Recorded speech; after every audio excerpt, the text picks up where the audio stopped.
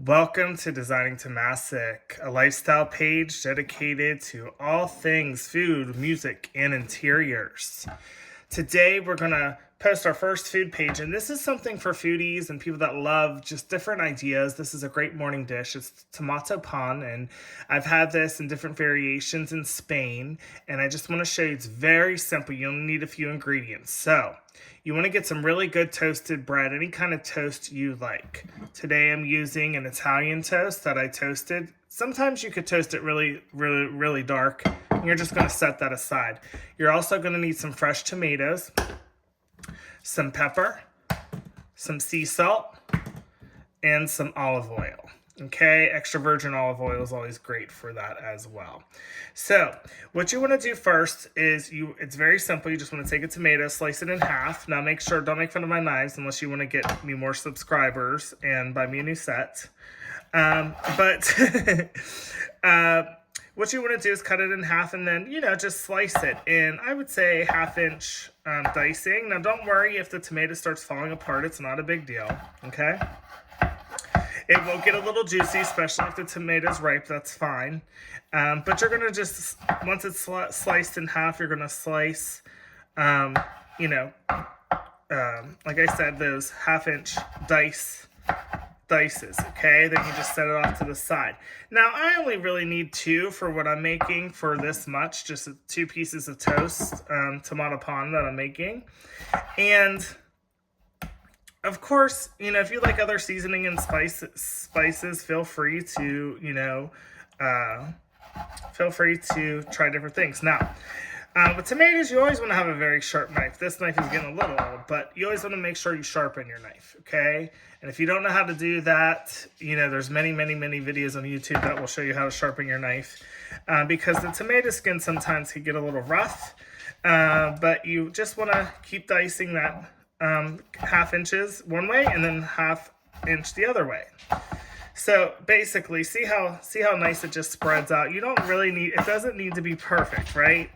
So you can start chopping it to make it more symmetrical if you like. Some people, have an issue with texture when they eat. I'm not one of those people, but what you're doing is you're just making a really nice, almost like a chopped tomato vibe going on here. And I don't like it too chopped up. I like to have, some chunks there. But what you're doing is, sorry, my dog Hades is running around here driving me nuts. This is all you need for this toast, okay? So then all you do, and I use my hands a lot in cooking. I actually, was decorated as a chef from a French culinary program. What you're going to do then is you're going to take that tomato and you're going to just toss it on the bread. Don't worry about the juices. Let the juices get onto the toast. That's really good. It makes it even better. And what you're going to do is you're going to cover the piece of toast. Now, usually one small tomato will fit a whole, let me just get it all on there. And then I take the rest, whatever I can get, and I kind of sloppily just put it over there as such on top of the bread. Sorry, I'm not speaking in fancy Food Network terms. As you can see, it looks kind of crazy, and you're like, it's just tomatoes on bread. Yes, but that dynamic between tomatoes and bread is amazing.